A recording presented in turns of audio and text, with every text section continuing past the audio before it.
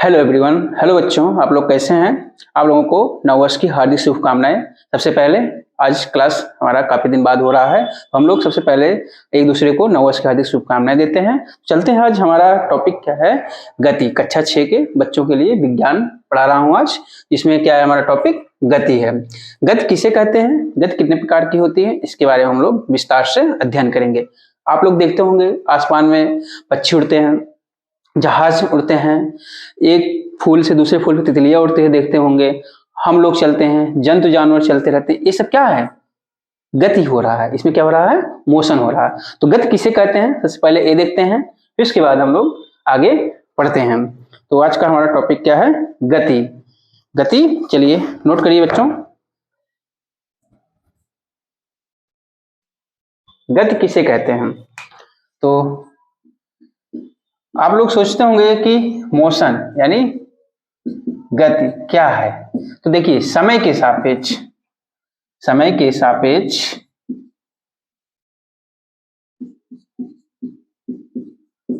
वस्तु की स्थिति में, समय के सापेक्ष वस्तु की स्थिति में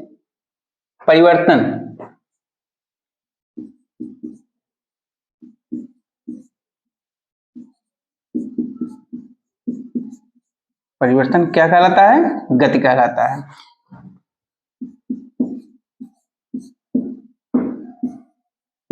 इसको आप लोग नोट करते चलिएगा। यानी जैसे जैसे समय बदलता है उस वस्तु की स्थिति में क्या होता है? परिवर्तन होता है। अगर परिवर्तन हो रहा है तो समझ लीजिए वो वस्तु क्या है? गतिशील है। जैसे कोई पक्षी एक पेड़ पे बैठा है, फिर उसके बाद दूसरे पेड़ पे जा रहा है, फिर वहां से उड़ के फिर जा रहा है, तो क्या हो रहा है? उस पक्षी में गति हो रही है। तितली देखते होंगे आप, एक फूल से दूसरे फूल पे चलती है, तो क्या हो रहा है? उसमें गति हो रही है। हम लोग हैं, जैसे अब मैं यहाँ खड़ा हूं, अब यहाँ से यहाँ तक जाऊंगा तो क्या होगा? गतिशील हो रहा, यानी मूवमेंट हो रहा, उसमें गति हो रहा। अब देखते हैं गति कितने प्रकार का होता है। इसको इतना नोट कर लीजिए, फिर आगे चलते हैं, गति के प्रकार के बारे में हम लोग पढ़ते हैं। क्योंकि गति क्या है, गति कितने प्रकार का है, इससे हम लोगों को परिचित होना अनिवार्य है।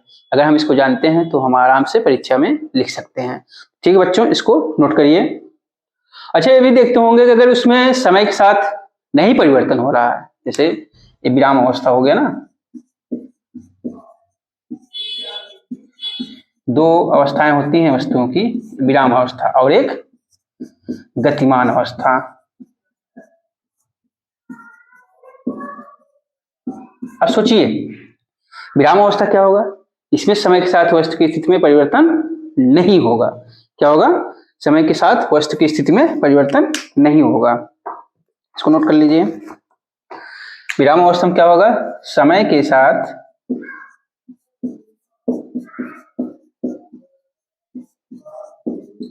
वस्तु की स्थिति में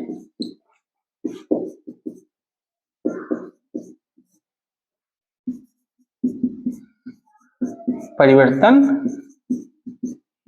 नहीं होगा। तो क्या होगा? वह विराम अवस्था में होगी। भाई वस्तु जैसे है, ये हमारा बोर्ड क्या है? ये विराम अवस्था में है।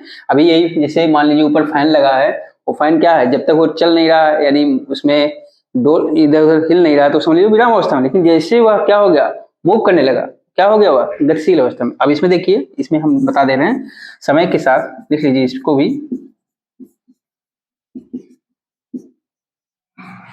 वस्तु की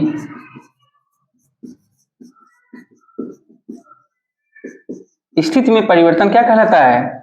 गतिमान अवस्था कहलाता है। वस्तु किस अवस्था में आ जाएगी? वह मोशन हो जाएगा, उसमें मोशन होने लगेगा, गतिशील अवस्था में आ जाएगी। तो हम देखते हैं कि समय के साथ वस्तु की स्थिति में परिवर्तन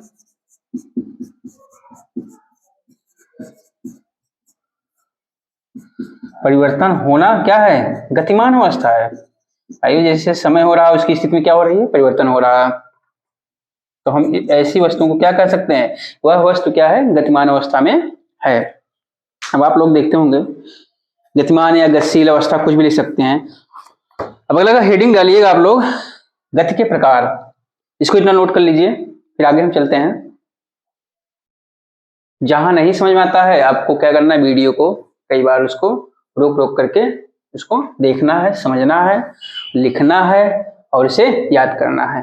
इतना यदि करते हो तो आपकी परीक्षा अच्छे से तैयार हो जाएगी, परीक्षा की तैयारी अच्छी हो जाएगी। और इस ठंडी की छुट्टी में जो विंटर वेकेशन हुआ है इसका भरपूर लाभ लीजिए। आप लोग घर पे बैठिए, अच्छे से पढ़ाई कीजिए। तो चलिए लिखिए हेडिंग गति के प्रकार।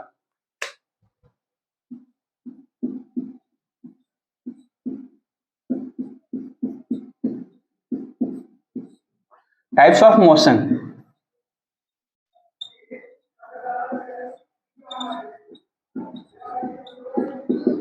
अब देखते हैं हम गति कितने प्रकार की होती है। तो आप लोग समझ गए ना कि गति क्या होता है। गतिमान या गति क्या होता है, समय के साथ उसकी स्थिति में परिवर्तन होगी या अवस्था में परिवर्तन होगा, वह वस्तु क्या हो जाएगी, गतिशील हो जाएगी। अब हम चलते हैं, देखते हैं गति के प्रकार, टाइप्स ऑफ मोशंस। इसको देखिए, ये भी आप लोग अपने दैनिक जीवन में कई प्रकार की गतियां देखते होंगे। कभी देखे होंगे लट्टू कैसे घूमता है, ऐसे चारों तरफ देखते होंगे। पृथ्वी की गति देखते होंगे, पंखे की गति देखते होंगे, सेना जो चलती है उसकी गति देखते होंगे, सैनिक जो होते हैं। फिर उसके बाद आप लोग लट्टू नचाते हैं उसकी गति देखते हैं। तो कई तरह का, बच्चे जब छोटे थे तो फिरंगी बनाते थे, उससे उसको क्या करते थे, पंखुड़ियां जो उसकी ना डोलती थी वो भी गति देखते होंगे। तो कई तरह की गतियां होती हैं। तो आप लोग लिखिए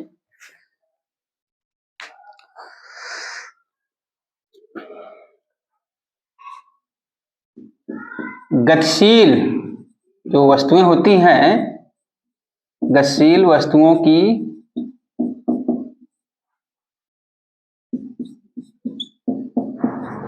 गतियां कई प्रकार की होती हैं। भाई मत सोचिए कि सिर्फ एक ही गति होगी, क्या होंगी, कई गतियां कई प्रकार की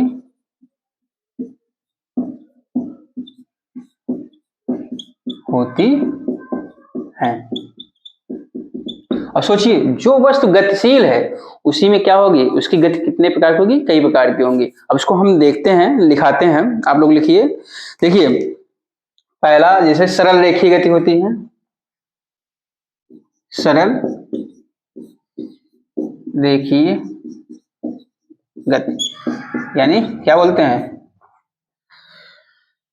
linear motion, simple linear motion जो होता है। अब देखते होंगे जब कोई वस्तु सरल रेखा में गति करती है। अब सरल रेखा जैसे मान लीजिए ये कोई रेखा है, एक सिंपल लाइन हो गई। अब इसमें मान लीजिए कोई सैनिक है, इस तरह से सैनिक है, इस तरह से जो ये सैनिक है क्या है, सेना जो है क्या हो रही, मोशन कर रही है ना। अब ऐसे आगे जब बढ़ती जाएगी किसी सरल रेखा पर, यह क्या गति होगी, सरल रेखीय गति होगी। इसको मान लेते हैं एक सैनिक है, क्या होती है ये गति, अगर आगे बढ़ते हैं तो इस प्रकार गति क्या हो जाती है, सरल रेखीय गति हो जाती है। तो आप लिख लीजिए जब कोई वस्तु सरल रेखा में गति करती है, नोट करते चलो, यहाँ लिखो, हम लिखा दे रहे हैं, जब कोई वस्तु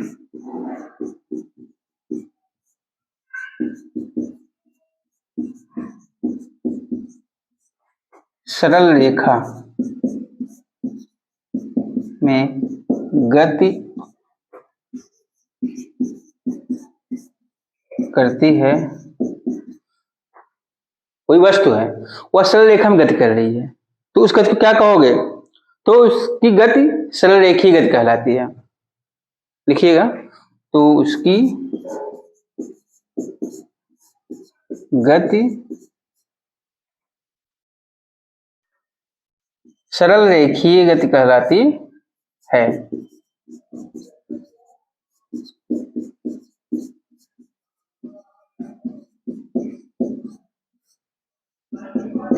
जैसे कोई वस्तु है, एक सीधी सी रेखा है, उस पर क्या कर रही है, गति कर रही है, तो वह गति क्या होगी, उसकी सरल रेखीय गति कहलाएगी। और यह सीधी सड़क पर क्या होता है, वाहन दौड़ते हैं, और मार्च करते हुए सैनिक की गति जो होती है, लिखिए जैसे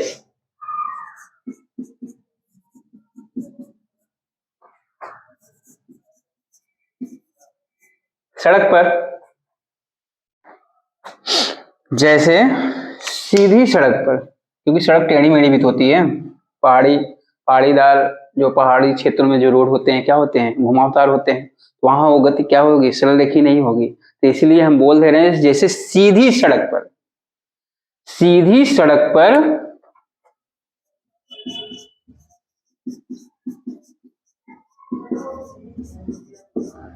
वाहन की गति, वाहन की गति। और लिखिए मार्च करते, परेड, यानी मार्च का मतलब परेड करते हुए, लिख लीजिए इसको, परेड करते सैनिक की गति। ये सब क्या है? ये सब सरल रेखीय गतियां हैं। कैसे? जब कोई वस्तु सरल रेखा में गति करती है तो उसकी गति सरल रेखीय गति कहलाती है। इस सरल रेखीय गति में क्या होता है, जैसे कोई सीधी सड़क है, उस पर कोई वाहन चल रहा है, या जैसे सैनिक हैं वो परेड कर रहे हैं, मार्च कर रहे हैं, तो वो उनका जो मोशन होगा, जो उस तरह की उसमें गति होगी, और क्या होगी? सरल रेखीय गति कहलाएगी। ठीक है, ये पहला हो गया। और फिर देखते हैं वृत्तीय गति क्या होती है।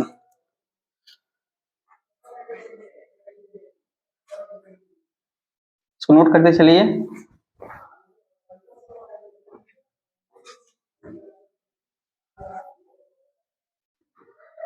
वृत्तीय गति,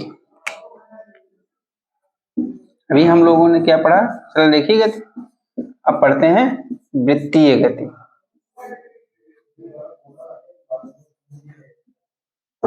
सर्कुलर मोशन। ठीक है, अब वृत्तीय गति क्या होती है इसको देखते हैं। जैसे जब कोई वस्तु किसी निश्चित बिंदु के, जैसे कोई वस्तु है किसी निश्चित बिंदु के चारों ओर गति करती है, किसी निश्चित बिंदु के चारों ओर एक निश्चित दूरी पर गति करेगी। जैसे मान लो एक वस्तु है, इसके एक निश्चित बिंदु से इसके चारों ओर कोई वस्तु क्या है? गति कर रही है, तो गति क्या कहलाएगी? वृत्तीय गति कहलाएगी। और फिर देखते होंगे आप, जैसे पत्थर का टुकड़ा ले लीजिए, अंगुली से पत्थर की दूरी क्या होगी, उससे लेकर के उसको क्या करते हैं? इसे बांध लेते हैं, इसे इसको घुमाते हैं, देखते हैं पत्थर टुकड़ा जो होता है कहीं भी इसे घूमता जाएगा। क्या होगा? उसके बीच की जो दूरी होगी निश्चित रहेगी। जैसे मान लीजिए कोई यहाँ है, इस वस्तु से है, अब यहाँ से एक वस्तु लिए धागे में इसे बांध दिए हैं पत्थर टुकड़ा, अब यहाँ से हम इसको मोशन करा रहे हैं, इस तरफ मोशन करा रहे हैं, इस तरफ, फिर यहाँ था, फिर यहाँ आया, फिर यहाँ आया, मतलब इनके बीच की जो दूरी होगी, जैसे यहाँ 5 सेंटीमीटर डिस्टेंस है तो यहाँ भी 5 सेंटीमीटर की डिस्टेंस होगी, 5 सेंटीमीटर इसमें भी डिस्टेंस। यानी वृत्तीय गति क्या होती है? जो वस्तु होती है उसके केंद्र से दूरी जो होती है समान होती है। इसको लिख लीजिए।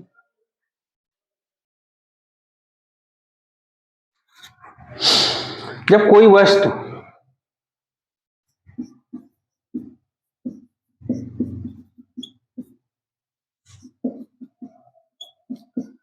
किसी वस्तु, जब कोई वस्तु किसी वस्तु के निश्चित बिंदु के, तो कोई वस्तु किसी वस्तु के निश्चित बिंदु के चारों ओर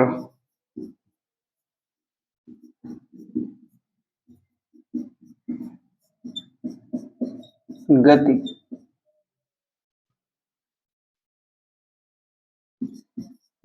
करती है तो वृत्तीय गति कहलाती है। जैसे कोई वस्तु है, वह किसी वस्तु के चारों ओर गति कर रही है, वो भी उनके बीच की दूरी क्या होगी? सदैव समान होती है।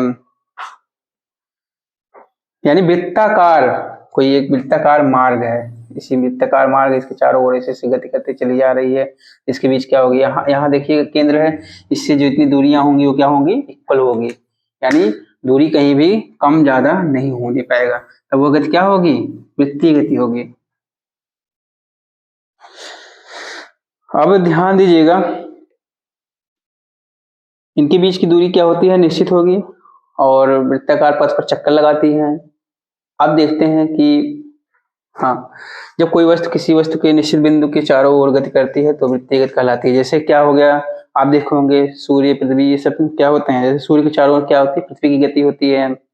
और फिर पृथ्वी के चारों ओर चंद्रमा की गति हो गई, चक्कर लगा रहा है ना उसका चारों तरफ से, क्या हो गया? और वृत्तीय गति हो गई। जैसे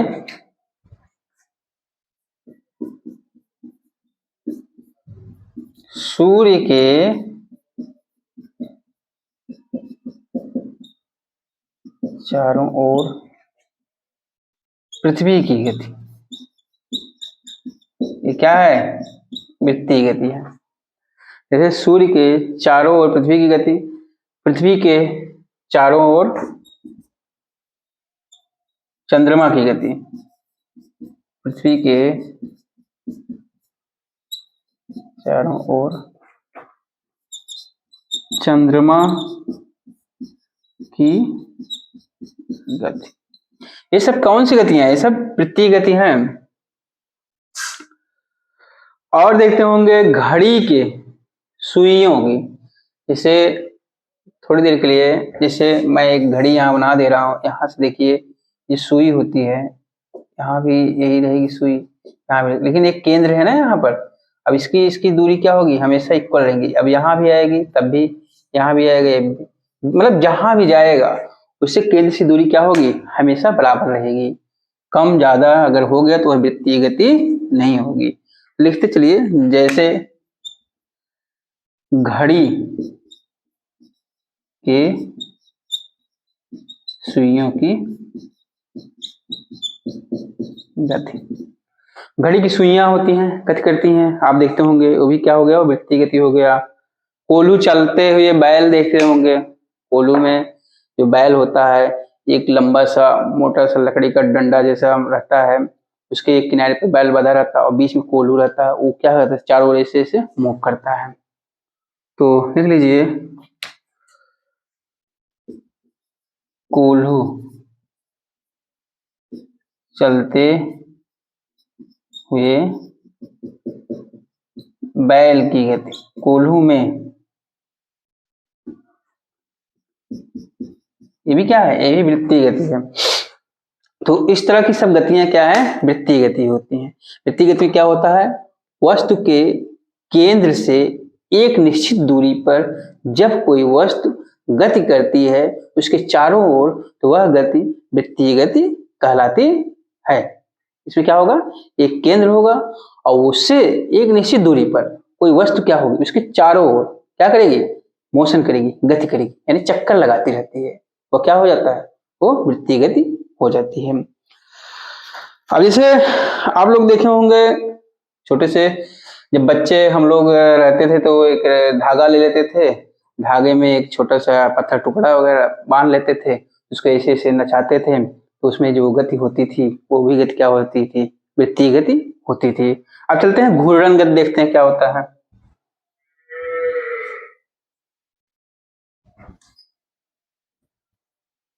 लिखते चलिएगा।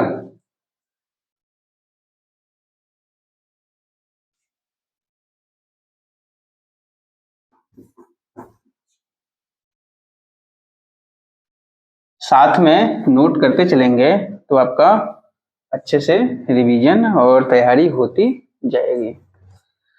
तो चलो लिखो, घूर्णन गति। वृत्तीय गति और घूर्णन गति में बहुत से अंतर हैं।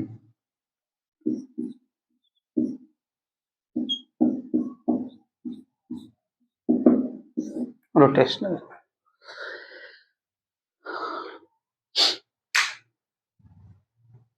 जैसे कोई वस्तु है, लट्टू देखें, ये मान लेते हैं लट्टू है, या इसी मार्कर को हम लट्टू मान लेते हैं, या इसी मार्कर को हम देखते हैं, मार्कर अपने इसी इसी इसी इसी एक निश्चित बिंदु पर क्या हो रही है? गति कर रही है ना। इसमें दूसरी वस्तु नहीं है, इसमें सिंगल एक ही वस्तु है। तो लिखते हैं, जब कोई वस्तु अपनी धुरी या अक्ष के चारों ओर गति करती है, देखो, जब कोई वस्तु अपनी धुरी अक्ष के चारों ओर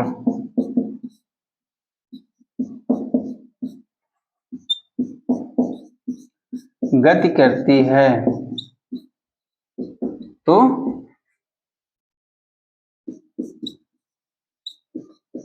घूर्णन गति। जब कोई वस्तु अपनी धुरी या अक्ष के चारों ओर गति करती है तो घूर्णन गति कहलाती है।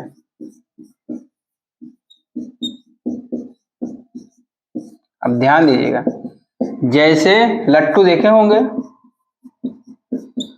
जैसे लट्टू की गति,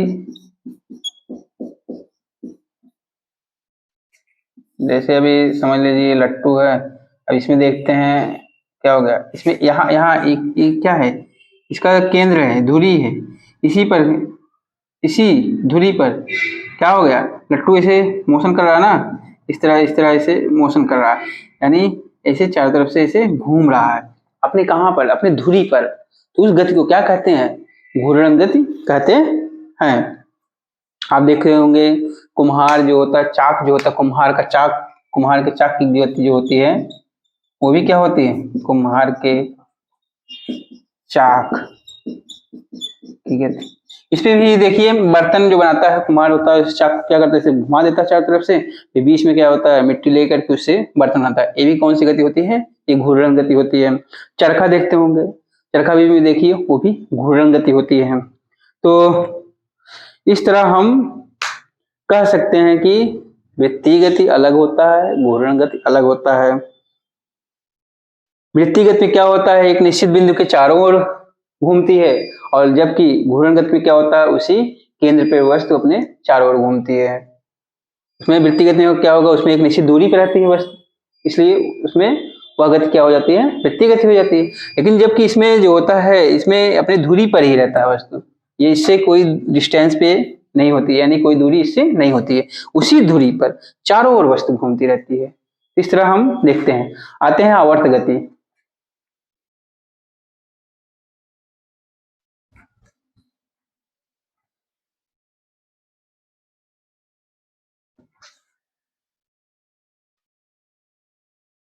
आवर्त गति क्या होता है, इसको भी लिखिए, आवर्त।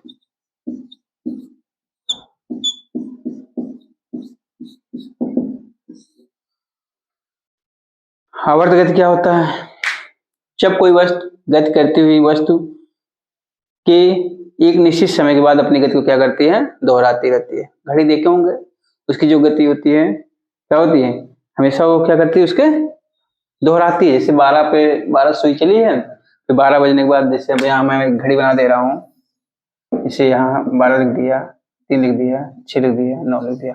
अब सपोज ये सुई है, यहाँ से क्लॉकवाइज, यहाँ से इसने मोशन शुरू किया, यहाँ किया, फिर यहाँ शुरू, यहाँ तक आई, यहाँ आई, फिर आकर के कहाँ मिल रहा है, इसी 12 पे आ रही है।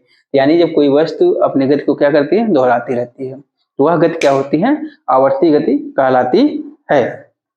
इसमें समय निश्चित रहता है, लेकिन लिखो, जब कोई वस्तु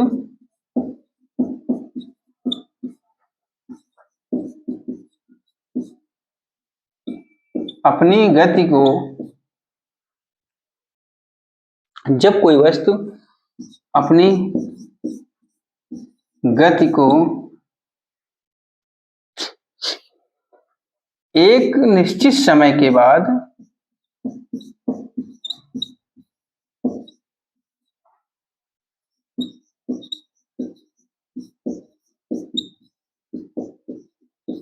जब कोई वस्तु अपनी गति को एक निश्चित समय के बाद दोहराती है,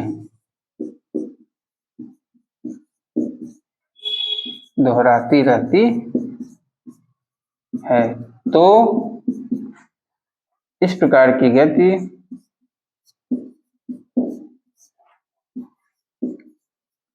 आवर्ती गति कहलाती है, यानी आवर्त गति कहलाती है। इसको लिख लीजिएगा, आवर्ती। जब कोई वस्तु अपनी गति को एक निश्चित समय के बाद दोहराती रहती है, तो इस प्रकार की गति आवर्ती गति कहलाती है।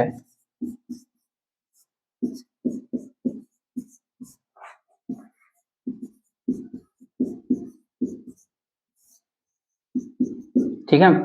अब लिख लीजिए जैसे घड़ी,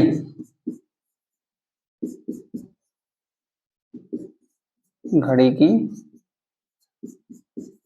गति, घड़ी में देखते हैं ना, घड़ी की जो सुई होती है एक निश्चित समय के बाद क्या करती है, पुनः उसी में आ जाती है, अपने उसी स्थान पे जहां से वह शुरू होती है, फिर उसी स्थान पे आकर के फिर वही फिर गति करना शुरू करती है, यानी गति को क्या करती है, बार बार वह दोहराती रहती है। अब देखते हैं सूर्य के चारों ओर पृथ्वी की गति भी है, ये भी क्या है, आवर्ती गति है। और घड़ी की जो सुई की गति होती है, घड़ी की सुइयों की गति, और यहां लिख लीजिए पृथ्वी के चारों ओर, सॉरी सूर्य के चारों ओर पृथ्वी की गति, क्योंकि पृथ्वी सूर्य का चक्कर लगाती है ना, इसलिए लिखोगे सूर्य के चारों ओर पृथ्वी की गति।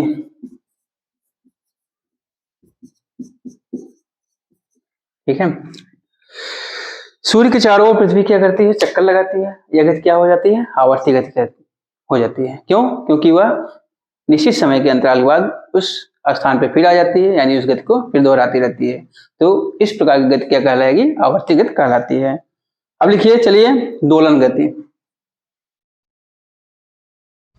दोलन गति में जैसे देखते होंगे झूले की गति होती है, पेंडुलम, घड़ी की पेंडुलम की गति होती है,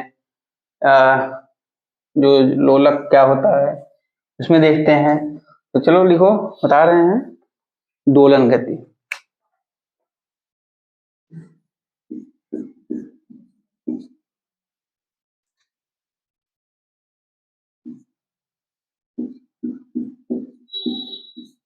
दोलन गति, अब दोलन गति क्या होती है, जब कोई वस्तु अपनी माध्य स्थिति के दोनों तरफ सरल रेखा में गति करती है, उस प्रकार की गति दोलन गति कहलाती है। लिखिए, जब कोई वस्तु अपनी माध्य स्थिति के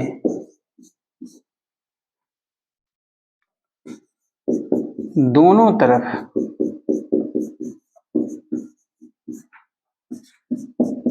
गति करती रहती है, तो इस प्रकार की गति दोलन गति कहलाती है।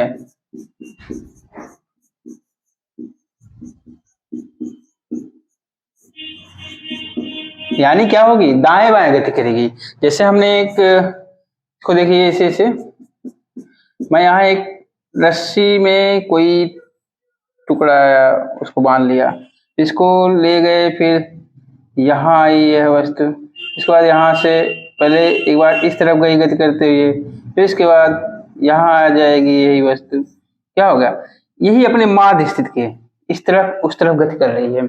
आप देखते होंगे घड़ी जो पेंडुलम होती है, उसमें पेंडुलम जो होती है अपने दाएं बाएं गति करती है। झूला देखते हैं, झूला इस पे लोग क्या करते हैं, दो लोग किनारे पे खड़े हो जाते हैं और बीच में बैठ जाते हैं, उसमें जो गति होती है वो भी क्या होती है, दोलन गति होती है। आप देखिए, झूलते बच्चे की गति हो गई, दीवार घड़ी की पेंडुलम की गति हो गई, ये सब तो हो गई। आप लिख सकते हैं एग्जाम्पल में, झूले की गति,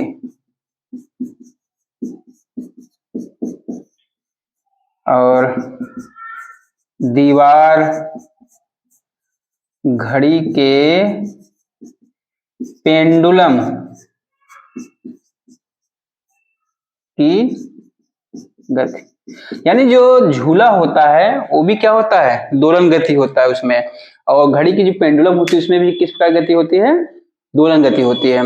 इस तरह हम लोगों ने गति के बारे में जाना।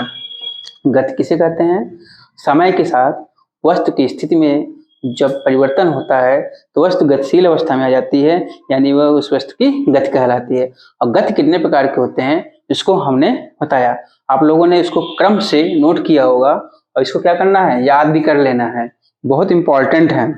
अब देखिए, दूरी और विस्थापन।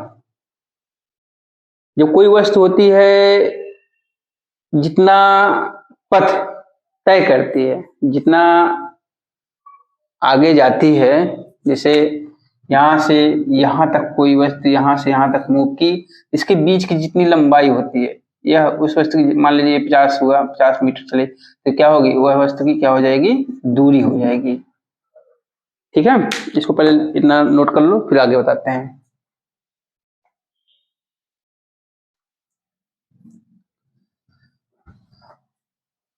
हम लोगों ने आज क्या पढ़ा, गति पढ़ा, गति के प्रकार पढ़े। अब देखते हैं आगे पढ़ाना है कि ये भी समय है कि नहीं।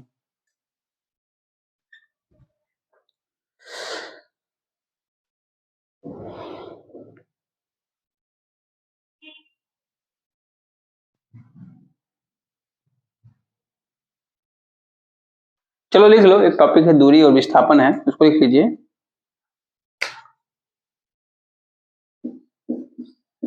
इसको इंग्लिश में लिख लीजिएगा डिस्टेंस।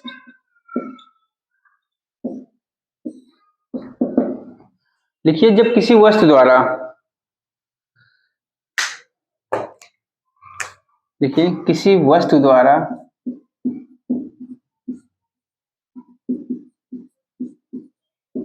तय की गई, वस्तु द्वारा तय की गई पथ की लंबाई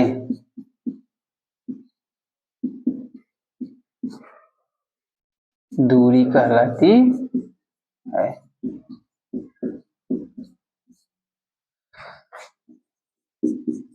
ठीक है, जैसे मान लीजिए एक वस्तु है यहाँ, इसको हमने रख दिया, अब फिर यहाँ से चलते चलते चलते यहाँ आ गया। अब इसकी जो लंबाई है इस पथ की, यानी इस रास्ते की जितनी लंबाई होगी, इसको मान लेते हैं 16 मीटर हो गया, तो यह क्या होगी, इससे यहाँ तक की जो पथ की लंबाई होगी, यह क्या होगी, वस्तु द्वारा तय की गई दूरी होगी, यानी दूरी इसका होगा वस्तु का। और फिर देखिए विस्थापन क्या होता है, जो प्रारंभिक स्थिति होती है यहां से इसके बीच की जितनी न्यूनतम दूरी होगी वह वस्तु का क्या होगा, विस्थापन कहलाएगा। ठीक है, तो आज हम लोगों ने क्या पढ़ा, गति पढ़ा, गति के प्रकार पढ़ा और दूरी पढ़ा, उसके साथ साथ विस्थापन थोड़ा बहुत पढ़ा। तो इसको आज यहीं पर कक्षा को समाप्त करते हैं, फिर अगली कक्षा में फिर जल्द मिलते हैं। ठीक है बच्चों, आपको क्या करना है, चैनल को सब्सक्राइब करना है, शेयर करना है, चैनल को लाइक कीजिए, शेयर कीजिए, उस पर कमेंट कीजिए, अच्छा लगता है तो अपने और दोस्तों को बताइए। ठीक बच्चों।